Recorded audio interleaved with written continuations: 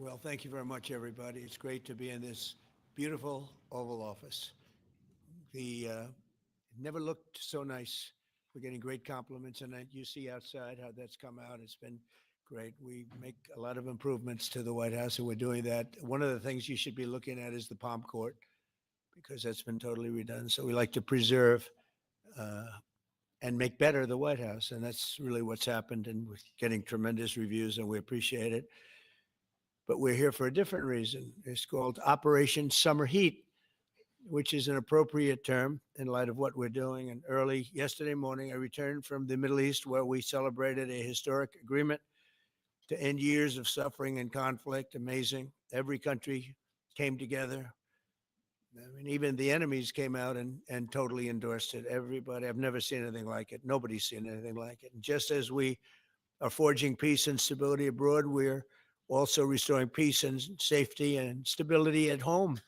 And you see that in Washington D.C. maybe better than any place because we got there, and within 12 days it was very good, and within 30 days it's been as safe as any city in the country. It's been great. Took out 1,700 people, got them out.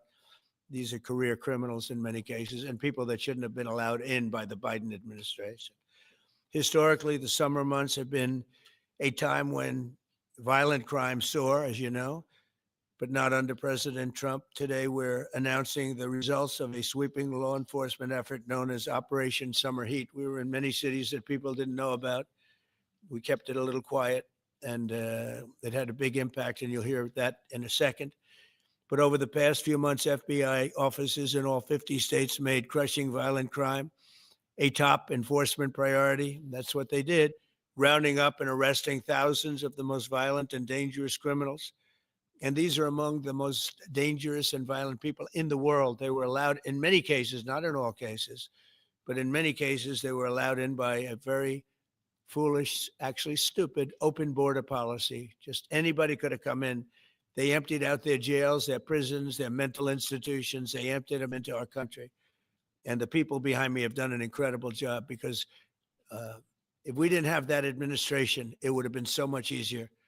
They allowed millions of people in this country that shouldn't have been allowed, including over 11,000 murderers, half of whom murdered more than one person. And many of them are gone now, or they're put in prison because we don't want to have them come back. So we literally put them in our prison, which we don't want to do, but we bring them back to their countries. Working with state and local partners, the FBI arrested over 8,000 violent criminals during the course of this period in major cities like in New Orleans, Nashville. We saw a 250% increase in arrests. And we really went after the bad ones. These include 725 individuals wanted for violent crimes against children and murderers.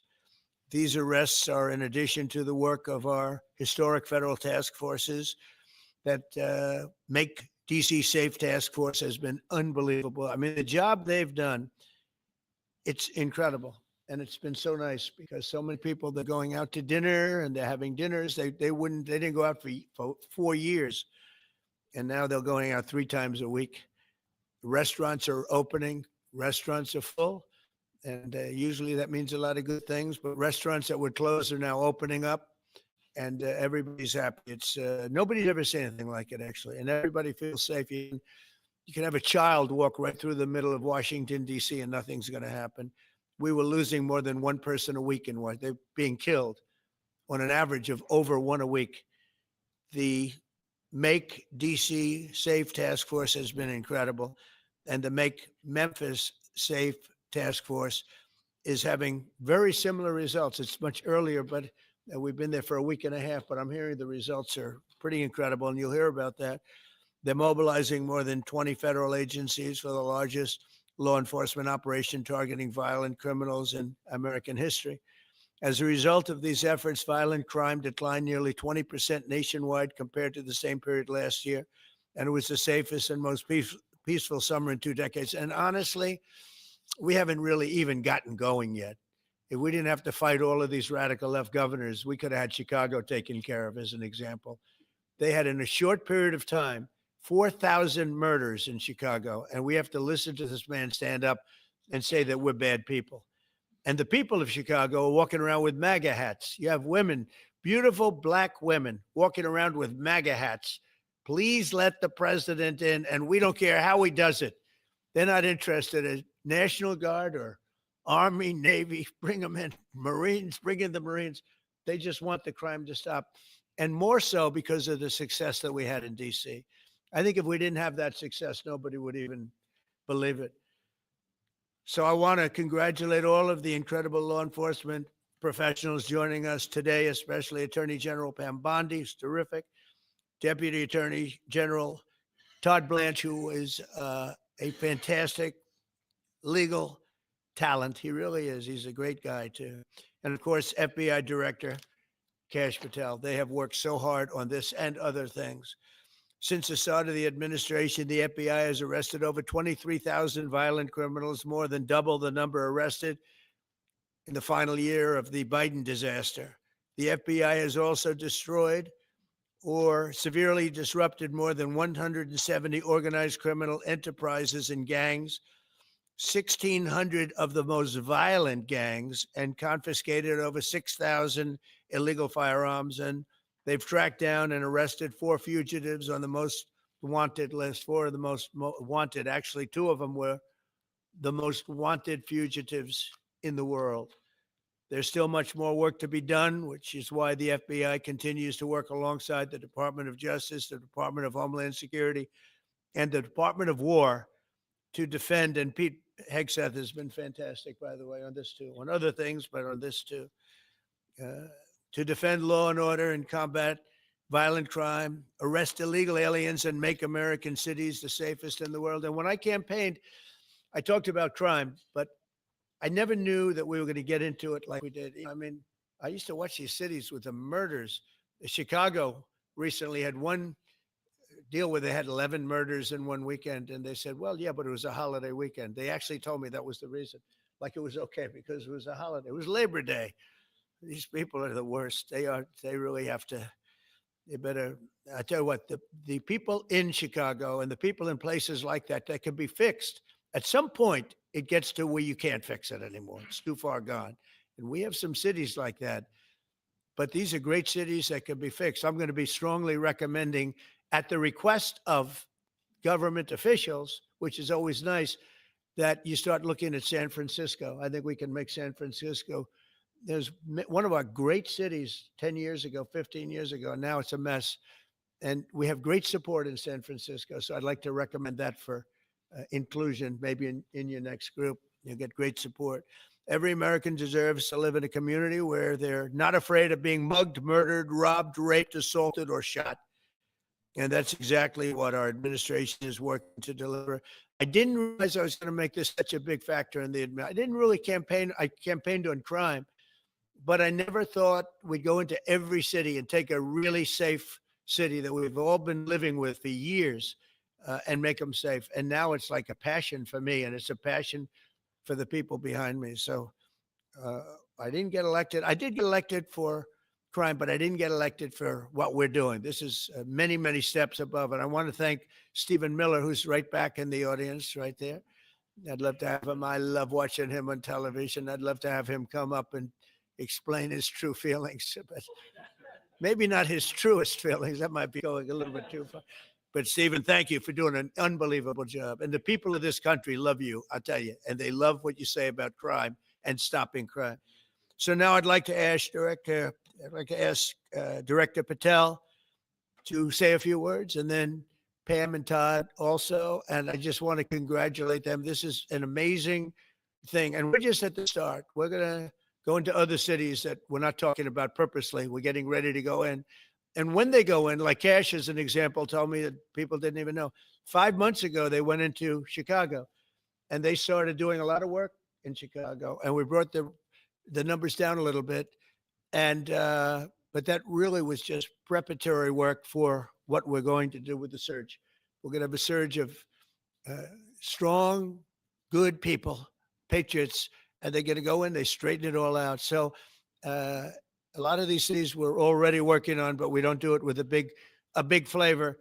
But in a little while, you're going to see some numbers that you're not going to believe. And I think you'll probably start with Memphis, because I'm hearing the numbers are much quicker than we even thought possible. But again, DC it speaks for itself. Chicago is going to be okay. We're going to save Chicago. And I told you, and I told them, a very respected man, the head of the Union Pacific, said, "Sir, save Chicago. It can be saved." And the way he said it was like, you believe we're trying to save Chicago? But I understood exactly what he wants. And that's what we're going to do. We're going to save all of our cities, and we're going to make them essentially crime free, like other countries have crime free. If you go all over the world, you go to the world, you hear Afghanistan and you hear all these different places. Our crime in certain cities is worse than anything they can even imagine.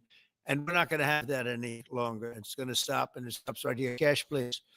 Thank you, Mr. President.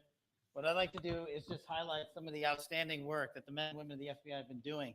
And thanks to your brave leadership and the mandate you were given by the American people, not only defend the homeland, but crush violent crime, you tasked us with our great partners at the Department of Justice and the Attorney General and the Deputy Attorney General to start making arrests and bring prosecutions and safeguard our cities. And you said it, this is just the beginning. In just 7 months, I hope the media takes a look at every one of these charts, because these are the best numbers for fighting crime in U.S. history, and it's only 7 months in. And to do that, our vehicle to do it of choice was Operation Summer Heat, which the FBI architected to go after violent criminals. And in just a 3-month span, you had 8,700 arrests of violent criminals. You had 2,200 firearms seized off the streets permanently to safeguard our communities. You had 421 kilograms of fentanyl seized. Just to put that in perspective, that's enough to kill 55 million Americans alone. You had 45,000 kilograms of cocaine seized. And thanks to our Department of Justice partners, you had 2,100 indictments in 3 months, from June to September alone. Mr. President, that in and of itself would be historic for a 4-year presidency. You did that in 7 months because you let good cops be cops, and you partnered us with the right people at the Department of Justice to put the handcuffs on and bring them to court and put them in prison. And if that weren't enough, when you look at the year, for the entire 7-month period that we're talking about here, if you look at the past 4 years of the Biden administration, 16,000, 17,000, 15,000, 15,000. That's the number of arrests year over year of violent felons in this country for the Biden administration. Mr. President, in 7 months, you have 28,600 arrests of violent felons in just 7 months alone, because of your leadership and the dedication of the men and women at the FBI who want to go out there and do the job they were prevented from doing, because that department used to be weaponized and politicized. And this is what happens when you take out the fangs of weaponization. This number is historic by every metric. 28,000 people have been arrested, violent felons alone. And then when you go over there and look at some of these charts, if you don't mind, I'll just hop over here. Look at the metrics for not just violent crime, but the homeland. Mr. President, during your administration, the FBI has found and located 5,400 children. That is a 30% increase year to date over the last administration. Violent crimes against children arrests alone are up 10%. Gang arrests are up 210% in the last 7 months alone. And transnational organized crime, which Stephen Miller has been a great partner in, is up over 12% alone. These numbers are historic just as a snapshot. But just so people don't think we're focusing on violent crime alone, the national security mission, Mr. President, your leadership has never been stronger. We have gone after espionage activities against our main counterparts in China, Russia, and Iran. In China alone, we've had over a 50% increase in espionage and arrests alone in prosecution. In Iran, we have had a 50% increase, again, in espionage cases. And in Russia, we've had a 33% increase in espionage cases alone. When it comes to counterterrorism, year to date, we have 125 arrests this year versus 100 last year, year to date alone. And when it comes to the cyber criminal activities, which are some of the largest enterprises plaguing everyday Americans, we at the FBI have put out a mission to go after cyber criminals like never before. Last year, they had in total 191. This year, you already have 252 arrests. 52 arrests of violent cyber criminals who are stealing from senior citizens, who are violating our children's rights and freedoms, and who are violating everyday Americans. These programs are record. And some of the two of the things I'll finish with that I'm most proud of, Mr. President, this FBI. Fentanyl. As you know, it's a scourge that's killing our youth, 100,000 plus a year. To date, the FBI has seized 1,900 kilograms of fentanyl, That's enough lethal doses to kill 127 million Americans alone today. And if that weren't enough, Mr. President, you said we have to go after the worst of the worst. And you empowered the Department of Justice, our Attorney General, Deputy Attorney General, and the Deputy Director at the FBI, led the charge, not just on summer heat, but he also led the charge to the FBI's 10 most wanted fugitives. These people have been on the run for years. And in 7 months, you captured not 1, not 2, not 3, but 4 of the FBI's most top 10 fugitives. 4. And just to put that in perspective, Mr. President, the Biden administration captured 4 in all of 4 years. You're on 7, and we're going to get to 10. We're going to get to 10 of 10. This includes a lady who murdered her 6-year-old handicapped child and fled to India. We got her in 2 months. This includes a narco trafficker. This includes a sex trafficker. This includes another first-degree murder and gangbang. These people were on the run because of the prior administration's reckless policies that destroyed our communities. You came in and with a mandate said, go after the worst of the worst. This is just the beginning. This is what happens when you let good cops be good cops at the FBI. Mr. President, I just want to thank you for your incredible leadership, our great partnership with prosecutors who know how to bring cases and make sure these arrests stick. And that's what the Attorney General and the Deputy Attorney General have led the charge across this country. Because arrests without prosecutions are meaningless. We are deterring criminals from doing this activity. We are preventing criminals from coming into America. And we are absolutely crushing violent crime like never before and defending this homeland, sir. And not to mention, I almost forgot this one. It took you, sir, 2 weeks to get the Abbey Gate bomber. Joe Biden had 4 years to look for him. You got him in 2 weeks, thanks to the interagency effort by the FBI and the CIA, went to Pakistan, and now 13 brave warriors who were sentenced to murder because of disastrous Afghanistan withdrawal. They have justice, their families have a peace of mind, and we're going to continue to find the others, Mr. President. On behalf of the FBI, sir, I just want to thank you. Thank you very much, Kash. Great job. Very good. Very impressive. Pam, would you like to say something, please? President Trump, the men and women of law enforcement say 2 things to me repeatedly. First, you have taken the handcuffs off them and let them do their jobs, and you let cops be cops. That's why all this is happening. The director, the deputy director are working around the clock. All of these great men and women in the FBI, they have families at home, and they are working during a government shutdown right now. Many of them have small children. Many of them, I was talking to an agent this morning, many of them have babies at home, and they are working around the clock to not only keep our country, but our world safe. And that's what Operation Summer Heat did. Thank you, Director, and to the Deputy Director for everything you did on behalf of the Department of Justice, and you're going to continue to keep doing. And they set the stage for what we're doing in Memphis. You're going to hear a lot more about that, our joint task force next week, but they set the stage for Memphis. And last night alone in Memphis, there were almost 70 arrests. There were 12 guns seized, and there was a 70-year-old man arrested as a result of our operation in Memphis who raped a child under the age of 3. That one case makes everything we're doing worthwhile. So thank you all for being here on behalf of both of us. Thank you, President Trump. Doug, you want to say something? Sure. Thank you. Thank you, Mr. President. So this is a great day. And I think there's stats that the director talked about, which are important, but I want to give 2 examples of what summer heat has done that actually will apply hopefully to everybody in this room. The first is for over 4 years during the last administration, there was a hotel in a town, the middle of a town in Alaska, that was being run as a drug den. There were over 1,000 calls to 911 over 4.5 year period. There were multiple violent crimes, drug dealers, overdoses, and murders at this one hotel, ruining a community. Summer Heat went in there. It's not only arrested all the participants that were controlling the hotel, but seized the hotel. And so that's one example of what summer heat means to everyday Americans that just want to live in peace. The second example is a large narcotics trafficking group that was selling fentanyl in the state of Washington. They were shipping fentanyl and using commercial aircraft, putting fentanyl pills and powder onto in suitcases, flying them from the southwest border, mostly Arizona, all the way to Washington. It had been going on for an extremely long time, and the entire organization was arrested. And I say those 2 examples because it's easy to look at the board and see 1,000 arrests. How much different is our communities now compared to the past 4 years? But there's actual life examples. Every one of these arrests means that our streets are safer, and that's because of the work of this administration, of President Trump and Director Patel. So I will tell you, Attorney General Bondi and I are together every day with Director Patel, figuring out ways that we can continue to do this work, and it's not going to stop. Like the Attorney General said, and like the President said, this is just the beginning, or phase one, or a start, whatever you want to say, but it will continue on. So thank you, Mr. President, and thank you very much, Director Patel. And Mr. President, just one last thank you from the men and women at the FBI. You found a way to get these individuals paid during a government shutdown, our 1811 agents. So That's right. on behalf of the FBI, it's a great debt that we owe you, sir. They're now allowed to pay for their families, so thank you. And the military. Good. That's right. Thank you. Okay, thank you very much.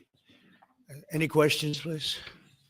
Brian, go ahead. Mr. President, first of all, I know the feedback I'm getting from the American people, they want to say thank you. Law and order is not an option in this country. It's a mandate. So I know the American people, thank you for that. In terms of the guns that have been taken off the street, do you have a number of how many guns were taken away from someone that had a prior felony or a previous crime, that perhaps we can prosecute that? Because I know that wasn't the case under Joe Biden. We don't take guns off the streets of people that are allowed to have guns.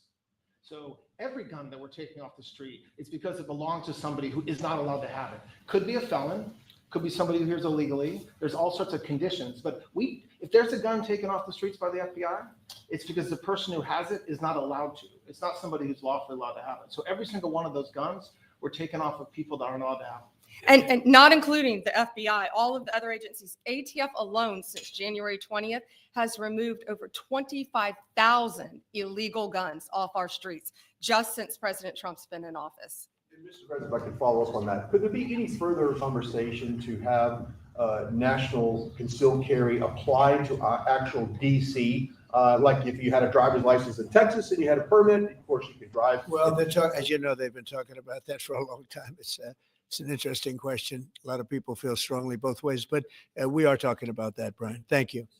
Mr. President, on Venezuelan boats, I want to ask you, why not have the Coast Guard stop them, which it is empowered by law to do? You know, this way you can confirm who's on the boat and ensure that they're doing what you suspect. Because we've been doing that for 30 years and it has been totally ineffective.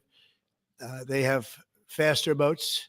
Some of these boats are seriously, I mean, they're world-class speedboats, but they're not faster than missiles. But we've been trying to do that for years. And so much of the drugs, 25-30% would come in through the seas. Right now we have, I would say, none coming in through the seas. In fact, I don't know about the fishing industry. If you want to go fishing, a lot of people aren't deciding to even go fishing. We've almost totally stopped it by sea. Now we'll stop it by land. What's the next But step? it never worked. It never worked when you did it in a very politically correct manner. What's the next step in this war on cartels? And are you considering options? Are you considering strikes on land? Well, I don't want to tell you exactly, but we are certainly looking at land now because we've got the sea very well under control. We've had a couple of days where there isn't a boat to be found. And that I view that as a good thing, not a bad thing. But we had tremendous amounts coming in by boats, by very expensive boats. You know, they have a lot of money, very fast, very expensive boats that were pretty big. And the way you look at it is every boat that we knock out, we save 25,000 American lives. So every time you see a boat and you feel badly, you say, wow, that's rough. It is rough. But if you lose 3 people and save 25,000 people, these are people that are killing our population. Every boat is saving 25,000 lives. And you can see it. The boats get hit and you see that fentanyl all over the ocean. It's like floating in bags. It's all over the place. And it's a tremendous, we're saving tremendous amounts of lives. Yeah, Mr. please. President, on that issue, I know you've talked about, I have a question for you, and then I also have a question for Director Patel. I know you talked about having some distaste for Boston recently. Is this one of those cities that you might be looking into, and can you give us a hint about other cities that you might be? You're sending saying federal for where? funds? For where? For Boston. Yeah, well, Boston has a bad mayor who at least is a reasonable IQ person. You know, most of them are low IQ, but and they're so bad. I mean, what's going on in Chicago is just, you'd think the guy would say, hey, look, we have a problem, Mr. President. Could you come in and straighten it out? We could have that done in a month if we had their cooperation. It's going to be done anyway, but we could have it done in a month. Yeah, Boston, she's got 4 areas that are, wrong. And, somebody said, would we think about taking the World Cup away from Boston if they don't straighten it out? And the answer is yes, we have the right to do that with FIFA.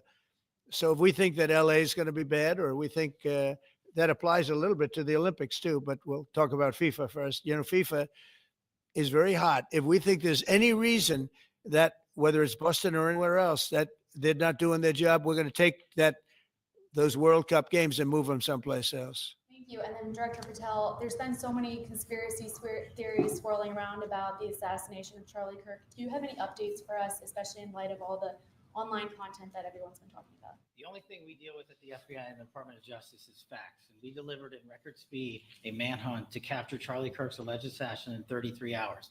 And if you put that in perspective to Luigi Mangione or the Boston bomber, they took them 5 days and a police officer lost their life in their manhunt. We are running out absolutely every single lead. And the best thing we can do to honor my friend Charlie Kirk's life is to make sure that everyone involved is prosecuted to the full extent of the law. And that's what we're focused on, investigating the facts, not trading in conspiracy theories. Okay.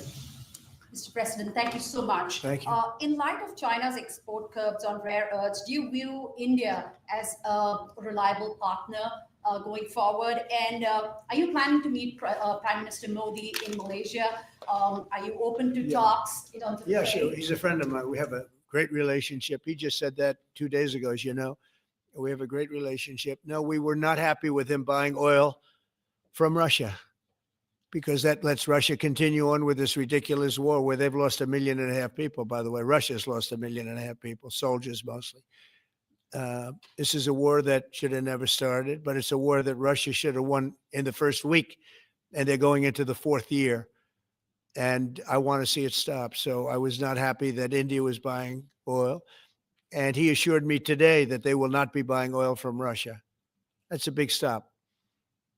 Now I got to get China to do the same thing. That is relatively easy compared to what we just did over the last week in the Middle East. Middle East was 3,000 years, and we got it done. This is 3 years, and I think we'll get it done. I think that President Putin, I think he wants to get it done. We'll see. There's a great animosity between him and Zelensky. You probably have noticed, right? And I think it's hurting the process. Yeah, please. Mr. President, thank you. Curious, why did you authorize the CIA to go into Venezuela? And is there more information you can share about these strikes on the alleged? Well, I can't drug do busts in that, the but Caribbean? I authorized for 2 reasons, really. Number one, they have emptied their prisons into the United States of America. They came in through the border. They came in because we had an open border policy. And as soon as I heard that, I said, a lot of these countries, they're not the only country, but they're the worst abuser. And they've entered they've allowed thousands and thousands of prisoners, mental institution, people from mental institutions, insane asylums, emptied out into the United States. We're bringing them back, but that's a really bad, and they did it at a level that probably not many countries have done it, but not like Venezuela. They were down and dirty. And the other thing are drugs. We have a lot of drugs coming in from Venezuela, and a lot of the Venezuelan drugs come in through the sea. So you get to see that, but we're going to stop them by land also. Does the CIA have authority to take out Maduro? I don't want to answer a question like that. That's a ridiculous question for me to be given. Not really a ridiculous question, but wouldn't it be a ridiculous question for me to answer? But I think Venezuela is feeling heat, but I think a lot of other countries are feeling heat too. We're not going to let this country, our country, be ruined because other people want to drop, as you say, their worst. They have given us their worst. They've loaded up our country with prisoners, with mentally ill people that are seriously ill, criminally ill.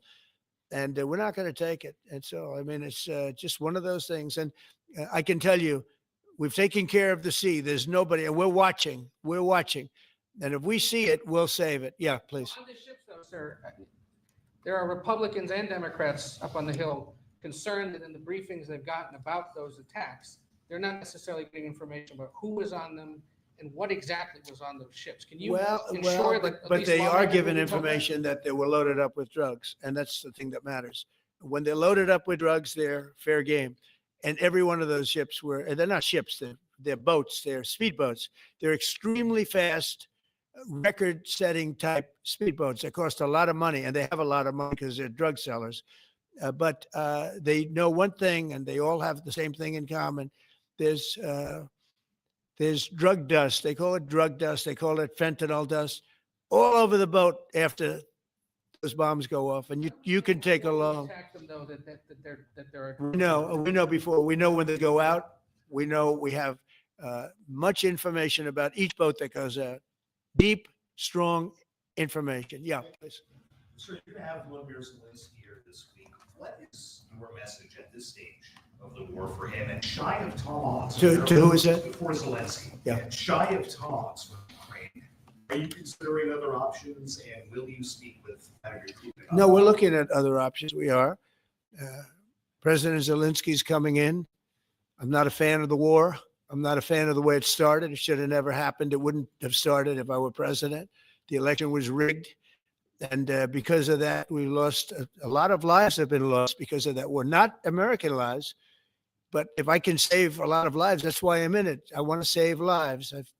I've had 8 wars. The Prime Minister of Pakistan got up the other day, said so beautifully, says, you saved millions of lives. He told that to a group of people right in this office. He said, the president saved millions of lives. And I think what he's referring to is the fact that that would have been with India a nuclear war. That was getting very close. 7 planes, they don't talk about it, but 7 aircraft were shot down. In fact, we have the new ambassador to India right here. They're well represented. You better represent us, not them, okay? But Sergio's going to do a great job. He's going to do a great job. But no, we'll be talking about the war with them, and we'll be talking about, they want to go offensive. I'll make a determination on that, but they would like to go offensive, you know that, and we'll have to make a determination. Can I follow up with a question? Given you have the FBI director and attorney general here today, Jim Jordan has asked Jack Smith to appear in front of the House Judiciary. You mean deranged, Jack? He's a deranged individual, yeah. He's asked him to. Well, they should. I'm surprised it takes so long. We're talking about violent crime. What about the crime against a political opponent? That's what we have to talk about Jordan too. would like to understand the full extent to which the Biden-Harris Justice Department weaponized federal law enforcement. What do you think the committee will find out, Mr. Smith? I think it was the worst weaponization of a political opponent in the history of the world, let alone this country. And I hope that everybody's, they're involved in it. I'm not. I'm the one that had to suffer through it and ultimately win. But what they did was criminal. Deranged Jack Smith, in my opinion, is a criminal. And I noticed his interviewer was, I think that was Weissman. And I hope they're going to look into Weissman too. Weissman's a bad guy. And he had somebody in Lisa, who was his puppet, worked in the office really as the top person. And I think that she should be looked at very strongly. There was tremendous criminal activity having to do. If we don't have fair elections in this country, we're not going to have a country. And I've said it from the beginning, fair elections and borders. And we need also fair press, because if you don't have fair press, it's very tough.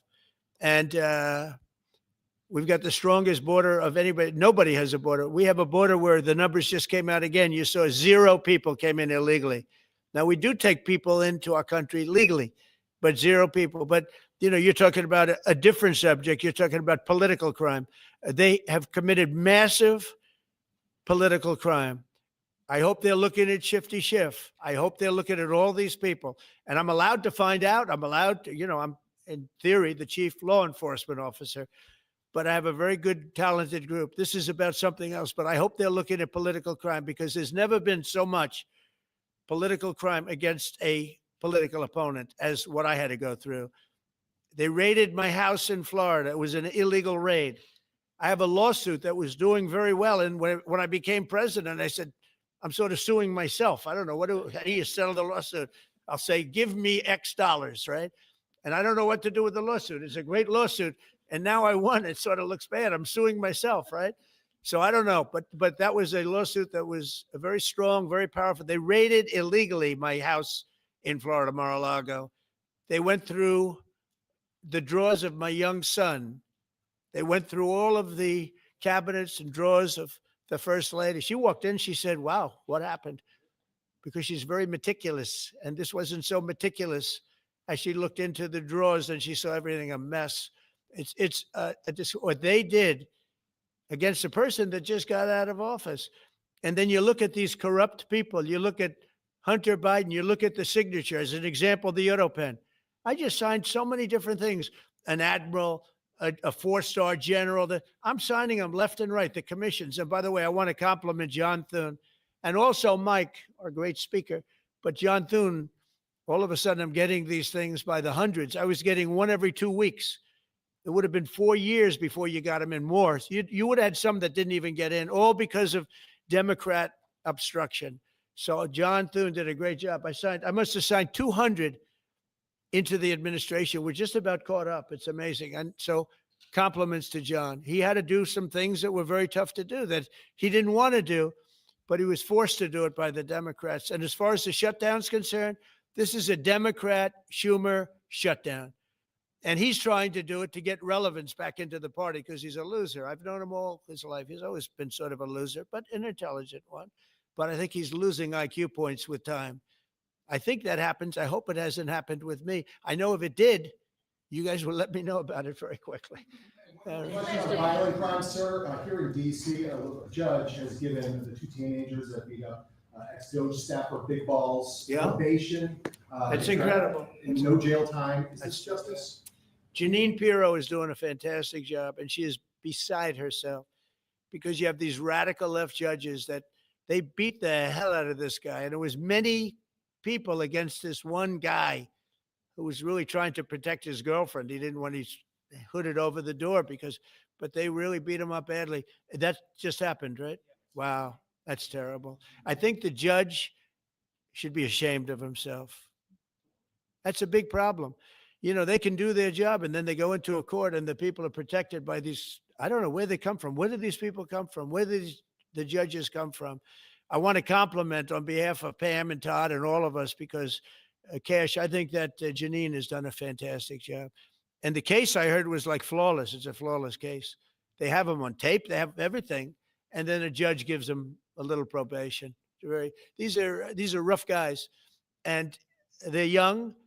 And if that happens, they're going to grow up. They're going to be real bad. They're going to cause a lot of problems. Yeah, please. Go ahead.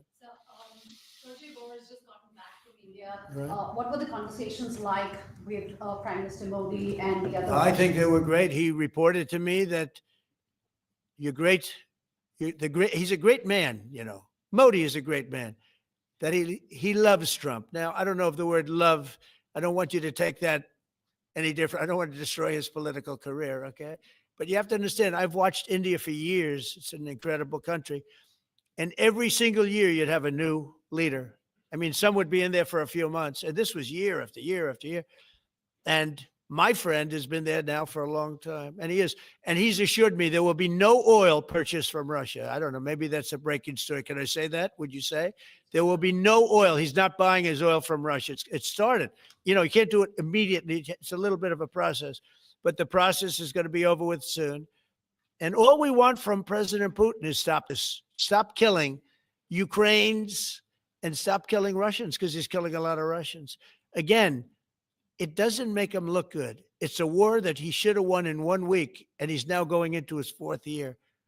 That does not make this big so-called war machine look good. But he could make a settlement. We're willing to settle. I thought we had a deal. The hatred of the two leaders is very, it's an obstacle. It's an obstacle. There's no question about it. But I thought we had a deal 2 months ago. Who would think I created peace in the Middle East and can't get the two guys to settle? But I think we'll get them. But if India doesn't buy oil, it makes it much easier. And they're not going to buy. They assure me they will. Within a short period of time, they will not be buying oil from Russia. And they'll go back to Russia after the war's over. Jennifer? On the shutdown, sir, are FBI officials being paid right now? Are all the FBI employees being paid? And are all Well, that's what I understand. I hope so. Thanks to you, everybody. Thanks to your great work, Mr. President. The 1811 special agents at the FBI are going to receive their paychecks. Got a lot of people paid, actually. We got the people that we want paid, okay? And we want the FBI paid, we want the military paid. We got the people that we want paid. And I'll tell you, the Democrats, they don't talk about this. You know, we're getting rid of programs that we didn't like, but that were negotiated in, but we didn't like. We're terminating those programs, and they're going to be terminated on a permanent basis. And it's thousands of people, and it's billions of dollars. We're getting rid of a lot of things that we never wanted because of the fact that they made this stupid move. And they don't want to talk about it. You know, they have their day coming up. I hear very few people are going to be there, by the way, but they have their day coming up, and they want to have their day in the sun. But they should really make a deal. So what we're doing, I mean, they call him Darth Vader, but he's actually a very nice person, Russell Vogt. But Russell Vogt is really terminating tremendous numbers of Democrat projects. There's not only jobs. I mean, the project in Manhattan, the project in New York, it's billions and billions of dollars that Schumer has worked 20 years to get. It's terminated. Tell him it's terminated, Jennifer. All right. On Hamas, sir, what is your understanding of the pace of returning the deceased hostages? Are you pleased? Well, with they're that? looking for them. Absolutely. They're looking. So we have the living hostages all back. They returned some more today. It's a gruesome process. I almost hate to talk about it. But they're digging. They're actually digging.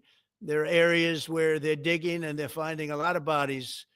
Then they have to separate the bodies. You wouldn't believe this. And some of those bodies have been in there a long time. And some of them are under rubble. They have to remove rubble.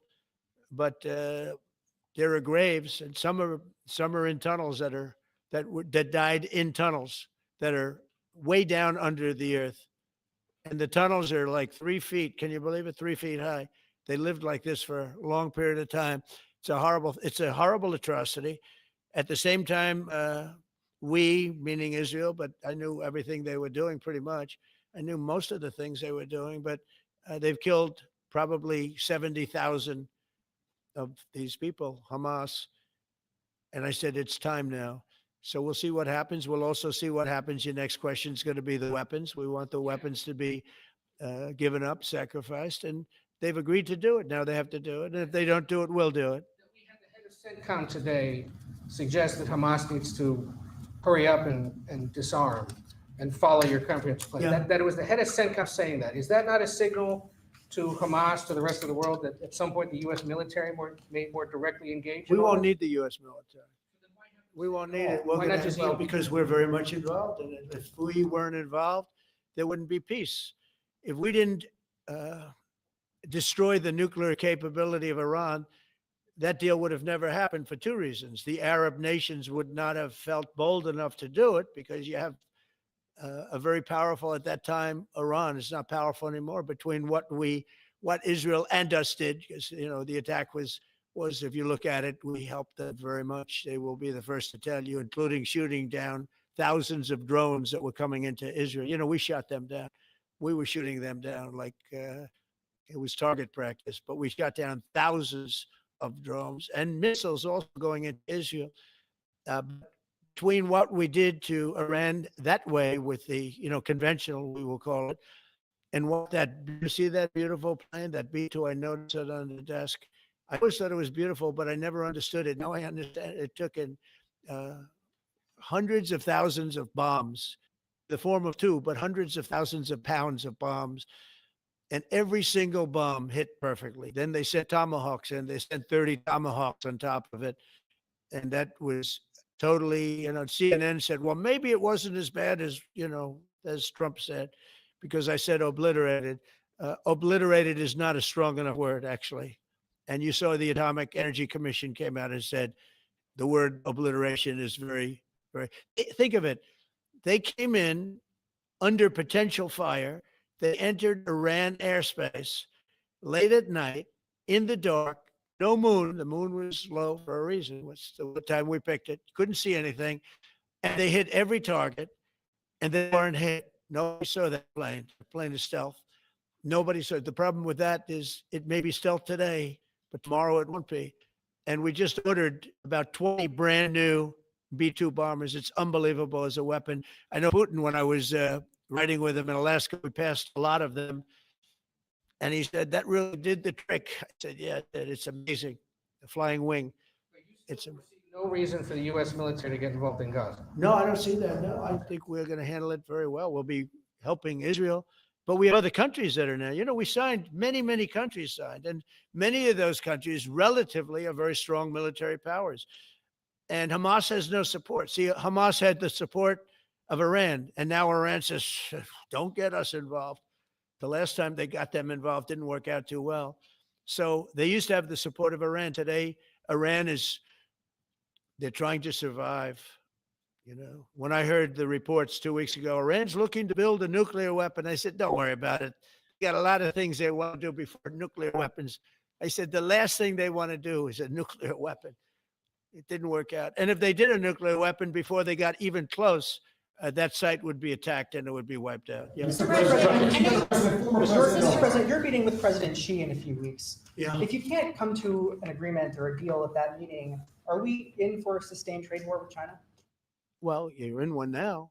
Look, we have 100% tariff. If we didn't have tariffs, we would be exposed as being a nothing. We would have no defense. You know, they've used tariffs on us, but we've never had anybody sitting in that chair that felt the need to do it. And they've allowed us to be $37 trillion in debt, et cetera, et cetera. Tariffs are a very important tool for our defense, for our national security. If we don't have tariffs, we're not going to have national security.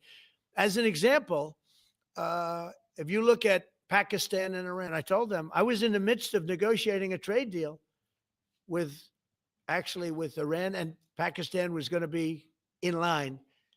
And because of tariffs, they all want to negotiate much differently. We're making a good deal. And then I heard that they're shooting at each other. And I said during one of my conversations, are you guys going to go to war? Two nuclear powers. We are thinking about, I said, here's the deal. You go to war, I'm going to put a 200% tariff. I'm going to stop you from doing any business in the United States. I said it to both of them. Within 24 hours, the war ended. That would have been a nuclear war. And again, the Prime Minister of Pakistan, who was here 2 weeks ago, said that man saved many millions of lives in front of a whole group of people because he thought it was going to be war. But when it came to war or having to pay massive tariffs, the tariffs overrode. That's why it's so important. Not only the money, we're taking in trillions of dollars, not only the money, the power to keep peace, the power to be used for good is enormous. But a lot of people didn't understand tariffs. It's also made us very rich. We have a big case coming up in the Supreme Court, and I will tell you, that's one of the most important cases in the history of our country. Because if we don't win that case, we will be a weakened, troubled, financial mess for many, many years to come. I don't even know if survivable is a good term. And if we do, we're going to be the most powerful economic country in the world.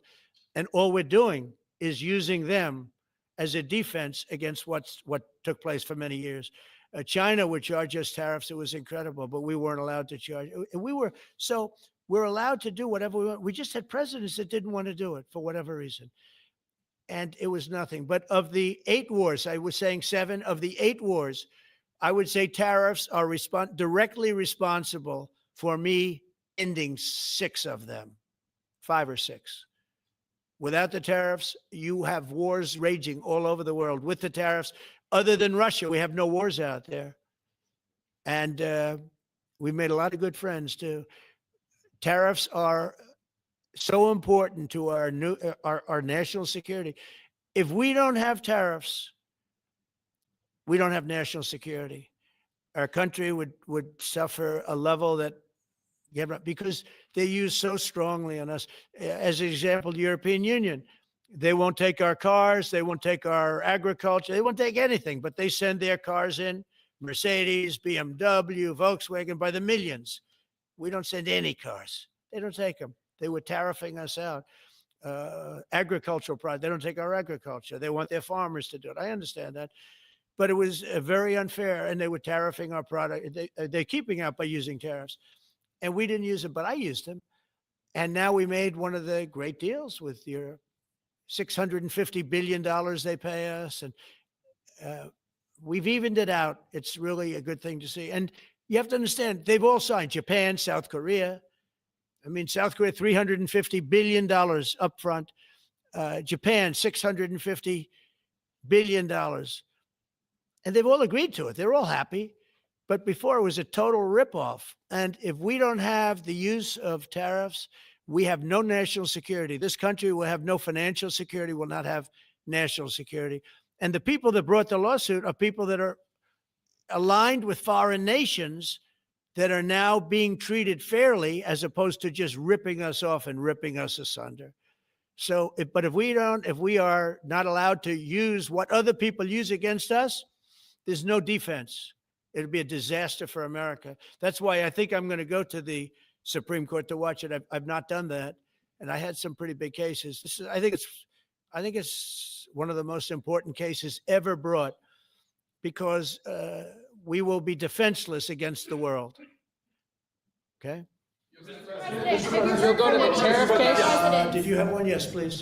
Thank you, Mr. President. I want to ask you about the Georgia Senate race. I know it's very early, but there's several Republicans in that field that are vying for your endorsement. A lot of good people in that field. Yes. No, I know all of them, actually. I haven't made a decision on that, but you have some very good people in the Georgia Senate race. Well, Governor What Trump else? has endorsed. No, I know, the governor has, he's spoken to me about it a lot. He likes that candidate a lot. And I understand that. I haven't made a decision yet. But I'm following that race very carefully. I think it's very important for Georgia to get a real senator, because the senator they have now is a horrible senator. He allows all the crime, all the borders. You have open borders. I mean, his whole philosophy is a disaster. That's not representative of the people of Georgia. I know the people of Georgia. I won Georgia 3 times, but they say twice. Okay. I won it very big the last time, and I won it big the first time, and I won it big the second time, but we had criminals that didn't allow. I mean, I hope they're going to go into that. I hope they go into the votes which are being stored in Fulton County and take a real look at those votes, okay? Because I won it the second time too. But I know Georgia very well. I love Georgia. Those people are great, and they deserve a good senator, because the man they have now is a weak, ineffective person. Okay.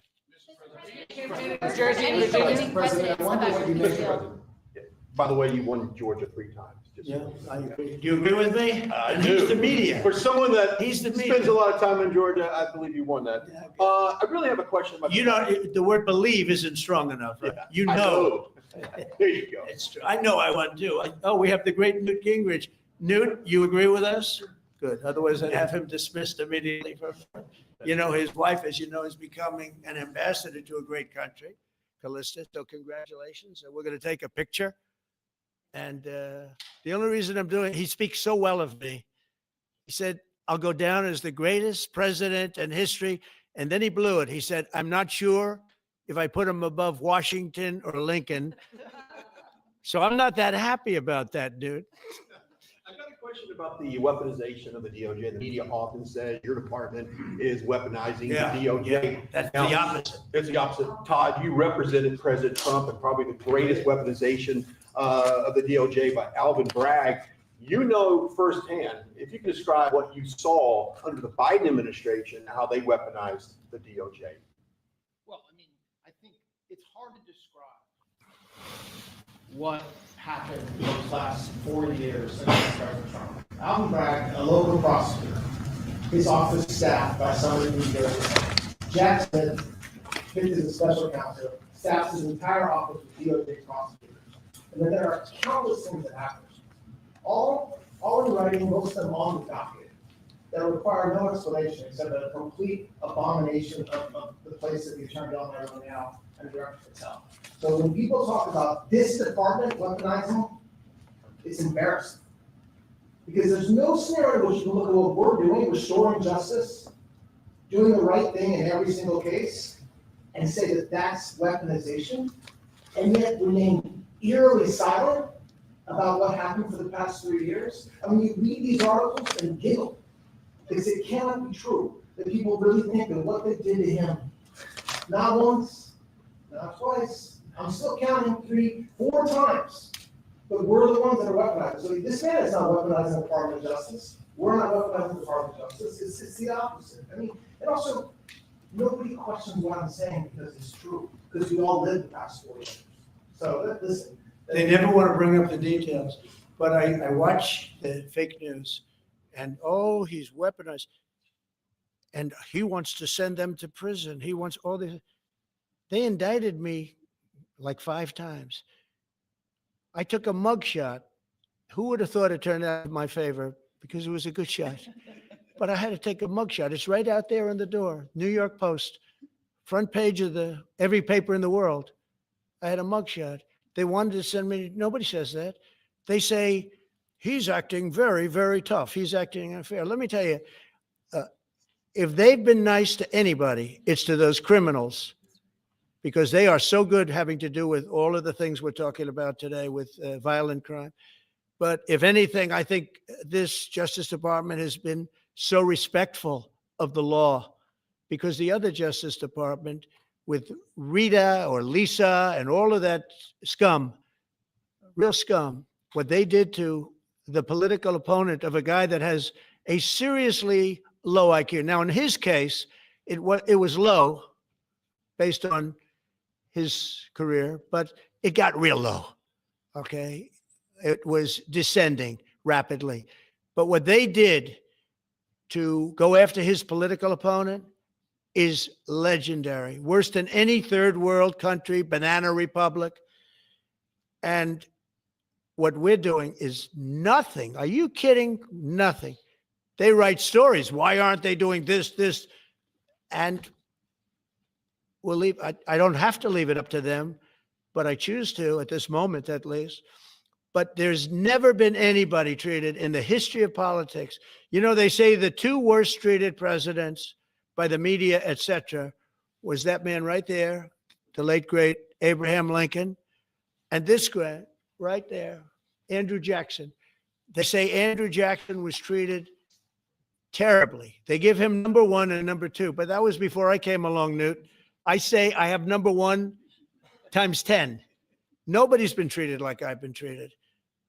And I did a great job. You know, we had a great first term. And we had one of the most successful economies in history, et cetera. I rebuilt the military. We did a tremendous amount. The last part, we had a horrible thing called COVID, and we handled that well. We made ventilators for nations all over the world. We did a great job. Probably never get credit for it. Look at the therapeutics, the Regeneron, all the different things, the vaccines, all the things we did. We did a great job, but we had to focus on that. But we had the best economy in the history of our country. We're blowing it away right now. Look at the stock market. It hit another all-time high today. That's 48 days out of the few days that I've served. 48 days have already hit record highs. And we have, maybe most importantly, the number we have now, I was saying 17, it's over $18 trillion is being poured into our country. It's because of the election and because of tariffs. Without the tariffs, you wouldn't have probably 18 cents. It's because of the tariffs, because there are no tariffs if they build in our country. And they understand that. So we have medical companies coming over. We have the AI. We're dominating China in AI. Everybody said that's impossible. We're dominating. I'm letting these massive plants build their own electric generating plants. They're becoming utilities in addition to everything. Maybe they'll make more money with that. Who knows? But they're building their own electric because we have an old grid. You wouldn't be able to do that. And we're dominating China. We're dominating with AI, which seems to be the new big thing. That's the new internet. That's the new whatever. So we're very happy with the job we're doing. I'm very happy with the job they're doing. But when you tell me about attacking a political opponent, there's never been, and I'm a legitimate opponent. I watch my son. He's got the #1 best-selling book now. My son, Eric, is a wonderful kid. That guy spent so much time with subpoenas. He got more subpoenas than anybody in the history of our country. Think of it. And he's an innocent, good boy. He's a good kid. He's always been a good kid. All of my children are good. They went through hell. My children went through federal grand juries on a hoax. Think of it. You have Adam Schiff and Hillary Clinton and others make up a hoax and then wanting to so they know it's a hoax, and they go before the press, say Donald Trump Jr. will go to jail because of what he's done with Russia. I'll never forget, I get a call from my son, Don, and he said, Dad, I'm being accused of something with Russia. I don't know anything about Russia. He didn't know anything about, think of it, how bad they are. They say he'll go to prison for the rest of his life. He knew nothing about it. On a hoax, the Russian hoax, Russia hoax, on a story that they made up. And they made it up in order to explain why Hillary Clinton lost an election that she lost by pretty good numbers. The second one, actually, the second one was even better, but the third one, this one was too big to rig. It was just too big to rig. They would have rigged. They tried to rig it. But think of it. They want to send my children to jail, but they were after Don in particular. I'll never forget Adam Shifty Schiff, a total crooked guy, lying in Congress, making up a phone conversation that I have with you, totally made up. Then when he heard it was taped, he wanted to disappear. And Nancy Pelosi went crazy because they wanted to impeach me based on the conversation that was made up. When they heard the tape, everybody, I won it unanimously in the Republican Party. I got every single vote, something that never happens. And I beat it. But think of it. They want to put my son in jail for something that they made up. So they know they made it up. And they say he will serve the rest of his life in prison. These are sick, bad people. And don't tell me about us going after them. If anything, we've been very, very soft. I wouldn't be that soft. I'll tell you that. Thank you very much, everybody. Let's go. Thank you very much.